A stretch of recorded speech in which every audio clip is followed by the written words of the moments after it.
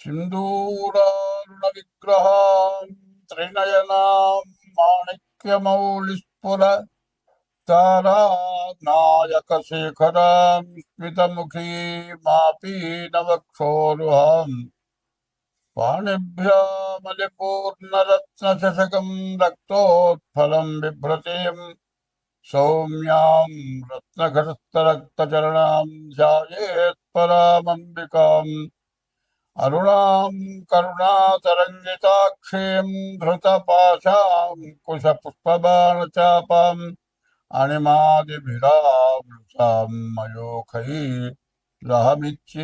విభావయే భవానీం ధ్యాయేత్పద్మాసనస్థాం వికసితవదనాం పద్మపత్రాయతాక్షీం హేమాభాం పీతవస్త్రాం పరకరకలితహే లసద్హేమ పద్మాం వరాంగీం సర్వాలంకారయుక్తాం సకలమభయదాం సర్వసంపత్ప్రదాత్రీం సకుంకుమ విలేపనామలికతుంబికస్తూరికాం సమందహసితే క్షణాం ససదచాపపాశాం కుశాం అశేష జనమోహినీమరుణమాల్య భూషాంబరాం జపా కుసుమభాసురాం జప విధోస్మరేదంబికాం. 2026 సంవత్సరం ఫిబ్రవరి నెల మాస ఫలితాలు చెప్పుకుందాం. ఇంతకుముందు 3 నెలలు శుక్రమౌఢ్యమి, వివాహాది శుభకార్యాలు ఏవి జరగడానికి అవకాశం లేదు. మరి ఫిబ్రవరి 14వ తారీఖు నుండి మరి శుక్రమౌఢ్యం అయిపోయింది. అక్కడి నుంచి లగ్నాలు, శుభలగ్నాలు, మాఘమాసం లగ్నాలు ప్రారంభమవుతున్నాయి. మరి ఈ మాఘమాసంలో వివాహాది శుభకార్యాలన్నిటికీ కూడా మంచి రోజులు. అట్లాగే తర్వాత మహాశివరాత్రి, ఇది చాలా మనకు హిందూ ధర్మానికి చాలా విశేషమైనటువంటి పండగ. శుభముహూర్తాలు ఫిబ్రవరి 13 నుంచి శుభముహూర్తాలు. తర్వాత ఇది అయిపోయిన తర్వాత 15వ తారీఖు మాత్రం మహాశివరాత్రి, శివుడికి ప్రీతి అయినటువంటి రోజులు. ఈ మాఘమాసం పాల్గొన మాసం పూర్తిగా లగ్నాలు ఉన్నవి, మంచి టైములు ఇవి. కాబట్టి అన్ని కార్యక్రమాలకు కూడా చాలా విశేషమైన రోజులు. తర్వాత ఇప్పుడు వస్తున్న పరిస్థితులను బట్టి చాలామంది వివాహం దగ్గరికి వచ్చేప్పటికల్లా చాలా తేడా పడుతున్నారు. ఎట్లా అంటే ముందు పేర్లను బట్టి చూస్తున్నారు. పేర్లను బట్టి చూస్తే తర్వాత తేడా వస్తుంది. పేర్లను బట్టి చూడటం కాదు, డేట్ ఆఫ్ బర్త్ని బట్టి చూడాలి. డేట్ ఆఫ్ బర్త్, పుట్టిన తారీఖు, నెల, సంవత్సరం, టైంని బట్టి వివాహానికి చూడాలి. అట్లా చూడకుండా ఏదో పేరుని బట్టి పులి, మేక, ఆవు, పులి ఇట్లాంటివి చూస్తున్నారు. అది కాకుండా ఎట్లా చూడాలి అంటే, మరి భార్యాభర్త ఇద్దరికి కూడా షష్టాష్టకాలు అంటారు. వీళ్ళ రాశికి 6వ రాశి, వాళ్ళ రాశికి 8వ రాశి, ఇది షష్టాష్టకాలు. ఈ షష్టాష్టకాలు కనుక చూడకుండా పెళ్లి చేస్తే పెళ్ళైన తర్వాత నెల తిరగకుండానే వాళ్ళు విడబడిపోయే పరిస్థితులు ఉన్నాయి. ఇది కాకుండా కాలసర్పదోషం, కుజదోషం, ఇవి ఒకటి, షష్టాష్టకాలు ఒకటి ముఖ్యంగా చూడాలి. ఇవి చూడాలంటే ఇద్దరికి కూడా, పెళ్లి కూతురు పెళ్లి కొడుకు కూడా డేట్ ఆఫ్ బర్త్లు అన్నీ చూసుకోవాలి.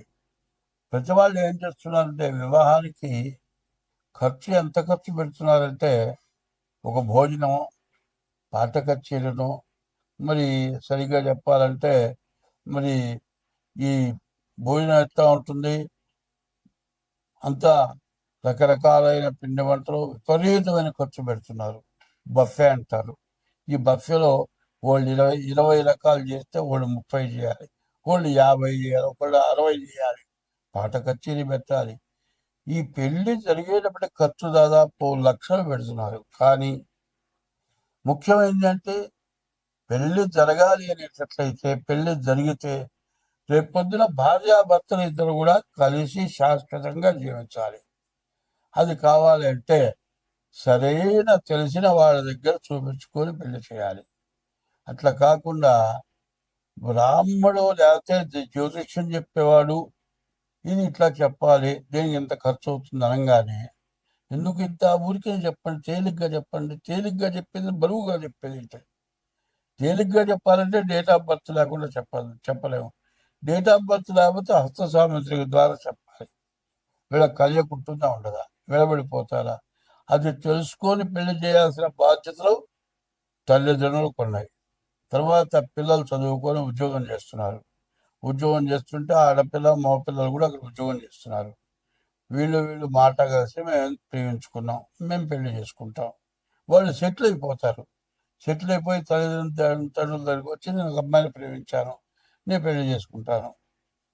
మరి అదే మన కులం కావాలరా, గోత్రం కావాలరా అంటే కాదు, నేను ఈ పిల్లలైతేనే చేసుకుంటా, లేకపోతే చేస్తానంటాడు. సరే వాళ్ళు ఒప్పుకోరు. మా దగ్గరికి వస్తారు, ఏమండి మేమిద్దరం ప్రేమించుకున్నాం, మాకు కుదురుతుందా కుదరదా చెప్పండి అని అడుగుతారు. ఏమైనా మీకు కుదరదు అని చెబితే మానుకుంటారంటే మానుకోరు. మానుకున్నప్పుడు మంచి చెడ్డ చూసుకోవాల్సిన అవసరం ఏముంది? ఇప్పుడు పెళ్లి చేసుకోవాలంటే ముందు జాతకాలు కలిసి లేవో చూడాలి. చూసిన తర్వాత పిల్లలు చూడాలి. అది లేకుండా పెద్దవాళ్ళు కానీ చేసుకుంటే పిల్లలు కానీ స్వతంత్రమైన తీసుకొని ఈ విధంగా చేసుకొని నెల 2 నెలలు తిరగానే కోర్టుకెక్కి మరి విడాకులు రాక విపరీతంగా కోర్టులో ఇవన్నీ మూలుగుతున్నాయి. లాయర్లు కూడా విసుక్కుంటున్నారు. కాబట్టి నేను చెప్పబోయేది ఏంటంటే, ఎవరైనా సరే వివాహాలకి టైము కాబట్టి ఈ టైంలో జాగ్రత్తగా డేట్ ఆఫ్ బర్త్ ద్వారా మాత్రం మీరు వివాహానికి కుదురుతుందా లేదా అనేది చెప్పాలంటే మేము చెబుతాం. అయితే దానికి తగిన ఫీజు తీసుకొని చెబుతాం. ఇట్లా చేసుకుంటే మీకు అన్ని విధాల మంచిది. 2026 సంవత్సరం ఫిబ్రవరి నెల 12వ రాశి మీనరాశి. ఈ మీనరాశి కూడా ఏళ్ళనాడు శని. మొన్న మార్చి 30కి 2 సంవత్సరాలన్నర గడిచిపోయింది. ఇప్పుడు ఇంకో సంవత్సరం గడిచిపోయింది, 3 సంవత్సరాలన్నర. 3 సంవత్సరాలన్నర గడిచిపోతే మరి 7 సంవత్సరాలన్నర ఉంది. మరి 3 సంవత్సరాలన్నర, 4 సంవత్సరాలు ఇంకా ఏలినాడు శని మీకుంది. ఈ ఏలినాడు శని వల్ల చాలా ఇబ్బందులు, కష్టాలు బాగా ఎక్కువగా ఉంటాయి. జన్మ శని అంటే చాలా బాధ. ఇక ఈ శని బాధ ఎవడు పడలేనటువంటి బాధ. ప్రాణం తీసుకోవటమో, ఆత్మహత్య చేసుకుందాం అన్న పరిస్థితి వస్తుంది. కాబట్టి ఈ రాశి వాళ్ళకి అర్ధాష్టమంలో కుజుడున్నాడు, జన్మంలో శని ఉన్నాడు. కాబట్టి ఈ రాశి వాళ్ళు ప్రతిరోజు తప్పకుండా సూర్య నమస్కారం, ఉదయం మధ్యాహ్నం సాయంత్రం. ఉదయం సూర్యుడు బ్రహ్మ, మధ్యాహ్నం సూర్యుడు మహేశ్వరుడు, సాయంకాలం పూట విష్ణువు. ఈ రకంగా 3 వేళలకి సూర్య నమస్కారం చేయండి. తెల్లవారుజామున సూర్యోదయానికి ముందుగా లేవండి, స్నానం చేయండి, సూర్యుడి నమస్కారం చేయండి, శివాలయానికి వెళ్ళండి. శివాలయంలో శివుడికి నవగ్రహాలకు ప్రదక్షిణ చేయండి. చాలామంది ఏం చేస్తున్నారంటే నవగ్రహాలకు ప్రదక్షిణ అయిన తర్వాత కాళ్ళు కడుక్కుంటున్నారు. అట్లా మాత్రం కాళ్ళు కడుక్కోవటం చాలా తప్పు. ఆ కాళ్ళు కడుక్కోవడం ఎట్లా ఉంటుందంటే, ఒక పెద్ద మనిషి ఉన్నాడు అనుకోండి, చెప్పులు తీసుకొని పటామని కొట్టి 2 కాళ్ళు పట్టుకొని తప్పయిందంటే ఎవరన్నా ఒప్పుకుంటారా? నీవు కావాలని చెప్పుబెట్టి కొడిచివి, కాళ్ళు పట్టుకుంటువి. చెప్పుబెట్టి కొట్టి కాళ్ళు కట్టుకున్నట్టు, కాళ్ళు పట్టుకున్నట్టు ఉంటుంది. కాళ్ళు పట్టుకున్నా క్షమించరు. అట్లాగే నువ్వు నవగ్రహాల గుళ్ళో పోయి కాళ్ళు కడుక్కుంటే నీవు దేవుడి గుళ్ళోకి పోకపోయినా పర్వాలే, దేవుడు పూజ చేయించకపోయినా పర్వాలే, కాళ్ళు కడుక్కుంటే మహాపాపం చేసిన వాడు అవుతావు. కాళ్ళు ఎక్కడ కడుక్కుంటాం? ఏదైనా తొక్కాం అనుకుంటే కడుక్కుంటాం, ఏ బాత్రూంలోకి పోతే కడుక్కుంటాం, ప్యాస్ పోసుకుంటే ఏ కాళ్ళ మీద పడ్డాయి అనుకుంటే కాళ్ళు కడుక్కుంటాం, చెడు ఏదైనా తగిలిందంటే కాళ్ళు కడుక్కుంటాం. దేవుడు చెడువాడు కాదు, మంచివాడు, అందరినీ రక్షించేవాడు భగవంతుడు. అటువంటి భగవంతుడు పోయి కాళ్ళు కడుక్కోవటం, నవగ్రహాల గుళ్ళో పోయి కాళ్ళు కడుక్కోవటం విపరీతంగా చేస్తున్నారు. 100కి 90 మంది అదే చేస్తున్నారు. చాలామంది నన్ను అడుగుతారు గుళ్ళో ఉండగా, ఏమండి పనికిరాదు, కళ్ళు కొడుకోవద్దు అంటే, మళ్ళీ చూసి ఇంతమంది కడుక్కోవచ్చు అంటే ఈయన చెబుతున్నాడు, ఈయనకేం తెలుసులే అని నా వెనకగా నేను చూడకుండా ఉండేట్టుగా కాళ్ళు కడుక్కుంటారు. అట్లా కాళ్ళు కడుక్కుండి గుళ్ళోకి వెళ్ళి కాళ్ళు కడుక్కుండే బదులు గుడికి పోవడం మానేయండి, తప్పలేదు. గుళ్ళో పోయి కాళ్ళు కడుక్కొని ఉన్న బాధకి విపరీతమైన బాధ తెచ్చుకున్నట్టు అవుతుంది, దేవుణ్ణి ద్వేషించినట్లు అవుతుంది. కాబట్టి ఈ రాశి వాళ్ళు నవగ్రహాల గుళ్ళో శివాలయంలో ప్రదక్షిణ చేయడం చాలా అవసరం. అర్ధాష్టమ శనికి జపం చేయించుకోవటం, గురువుకి జపం చేయించుకోవడం, శనికి 19,000, గురువు 16,000 జపం చేయించుకోండి.